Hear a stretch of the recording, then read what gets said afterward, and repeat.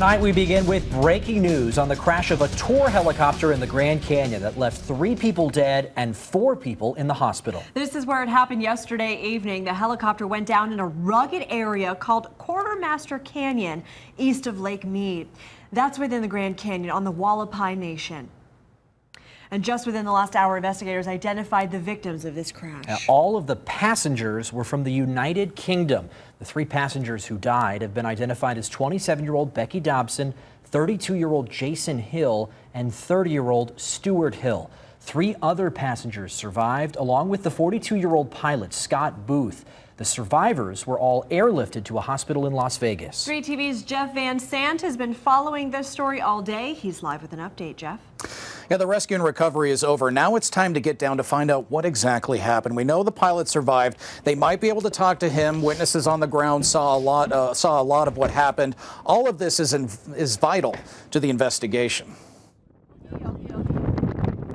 A mangled wreck, a devastating crash taking 3 lives, injuring 4 others. The NTSB and FAA will now piece together what happened. They'll talk with all the witnesses that were in the area. Anybody that saw the helicopter fly over, did it sound, proper? Bruce Hafner, a chopper pilot, says they'll also look into the records of the pilot, maintenance. They'll also review what the weather was like. There was high winds reported in that area.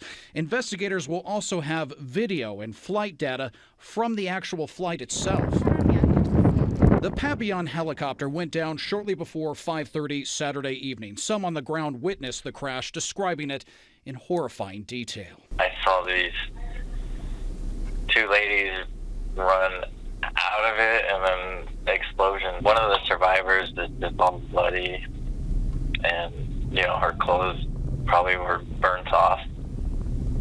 Man. She was just in her underwear. The ladies were screaming, Jason. It was just horrible.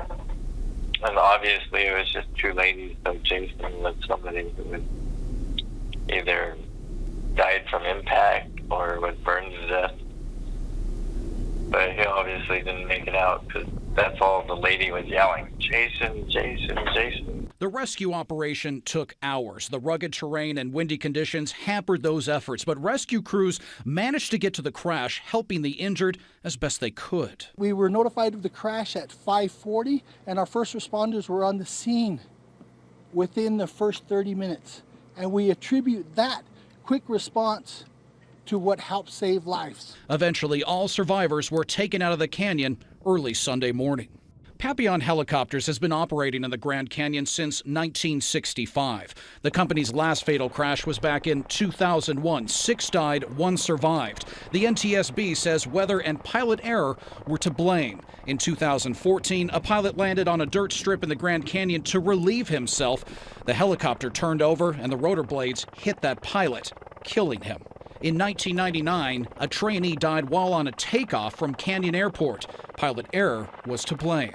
The company says it flies more than 600,000 passengers a year on its website. They are cooperating with this investigation and even took part in the rescue operation.